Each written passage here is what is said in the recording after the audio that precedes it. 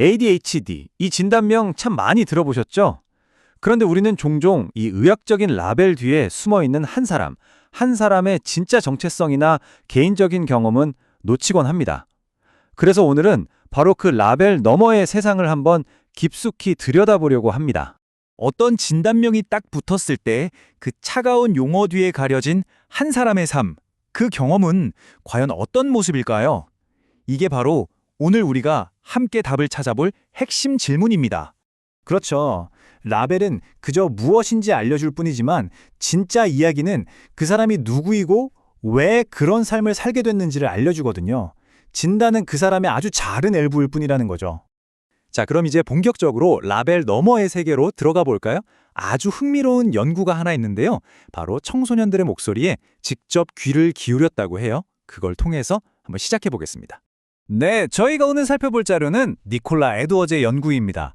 이 연구가 정말 특별한 게 뭐냐면요. 그냥 ADHD가 무엇이다 하고 끝나는 게 아니라 진단을 받은 청소년들이 이걸 어떻게 받아들이고 또 자기만의 이야기로 만들어 나가는지를 보려고 했다는 점이에요.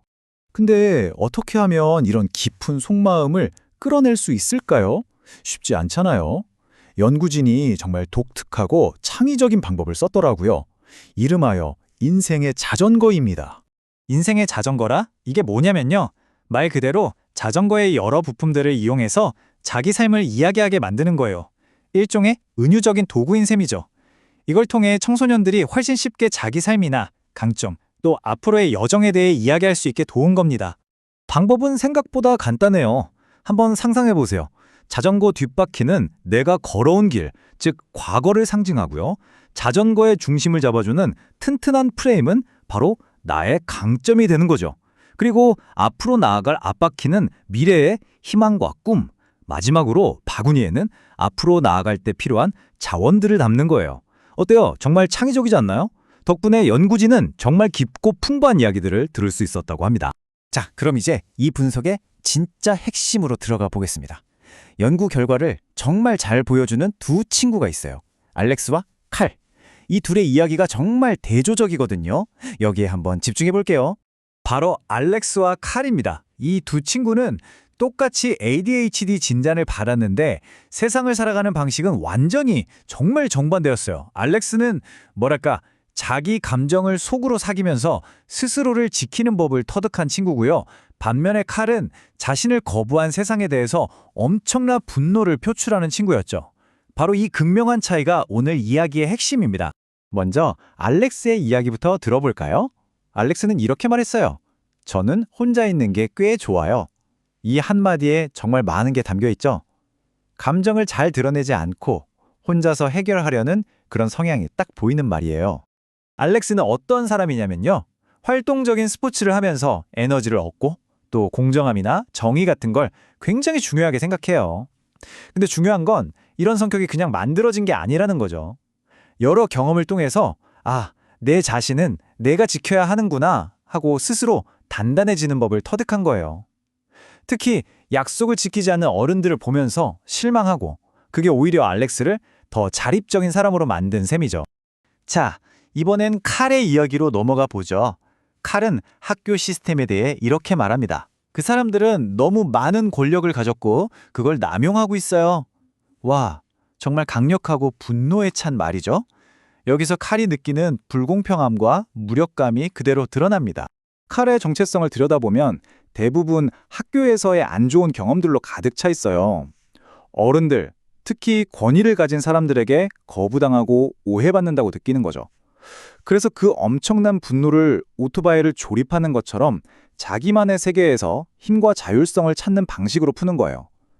칼에게 ADHD 진단이라는 건 문제의 원인이 아니에요. 그저 자기 분노를 설명하기 위해 붙여진 꼬리표 같은 거죠. 이렇게나 다른 두 사람의 이야기. 그런데 혹시 이 안에서 공통점을 찾을 수 있을까요?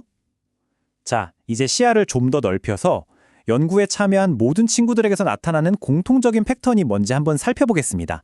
여러분도 한번 생각해 보세요. 성격도 환경도 다 다른 이 아이들이 공통적으로 부딪혔던 가장 큰 벽은 과연 무엇이었을까요? 놀랍게도 그 답은 바로 학교였습니다. ADHD라는 진단 그 자체가 아니라 아이들이 매일같이 생활하는 그 교육 시스템이 어려움의 중심에 있었던 거예요. 와, 이거 정말 중요한 포인트입니다. 이 표를 보시면 한눈에 들어오는데요. 아이들이 학교에서 공통적으로 겪었던 경험들이 정체성에 어떤 영향을 미쳤는지가 나와 있어요. 보세요. 오해받는다는 느낌은 결국 고립감으로 이어졌고요. 어떨 땐 도와주고 어떨 땐 안 도와주는 일관성 없는 지원은 권위에 대한 불신을 키웠죠. 또 자꾸 단점만 지적하니까 아이들은 자기의 강점이 뭔지 잊어버리게 된 거예요. 결국 이런 배제와 거부의 경험이 쌓여서 분노를 만들고 스스로를 지키기 위한 벽을 쌓게 된 겁니다. 자, 이제 거의 다 왔습니다. 그렇다면 이 모든 이야기들이 우리에게 던지는 마지막 메시지는 과연 무엇일까요? 핵심은 아주 명확해요. 한 사람의 여정을 결정짓는 건 ADHD라는 진단명이 아니라는 겁니다. 그 사람이 어떤 경험을 해왔는가, 바로 그 이야기가 그 사람을 만드는 거죠. 그럼 우리가 여기서 뭘 얻어가야 할까요? 첫째, 라벨 뒤에 숨겨진 개인의 이야기를 듣는 게 훨씬 더 깊은 이해를 준다는 것. 둘째, 청소년기에 학교라는 환경이 정체성을 만드는 데 정말 결정적인 역할을 한다는 점. 그리고 셋째, 그 사람의 강점을 알아봐주는 것. 바로 거기서부터 진짜 공감이 시작된다는 사실입니다. 라벨이 끝나는 곳에서 공감이 시작되는 거죠. 이것만은 꼭 기억해 주세요. 진단은 하나의 분류일 뿐이지만 한 사람은 그 자체로 하나의 완전한 이야기입니다. 그래서 마지막으로 이 질문을 한번 던져보고 싶습니다. 지금 우리는 과연 누구의 이야기를 놓치고 있는 걸까요? 우리 주변에 있는 수많은 라벨들, 그 너머의 진짜 이야기를 들여다보는 계기가 되었으면 좋겠습니다.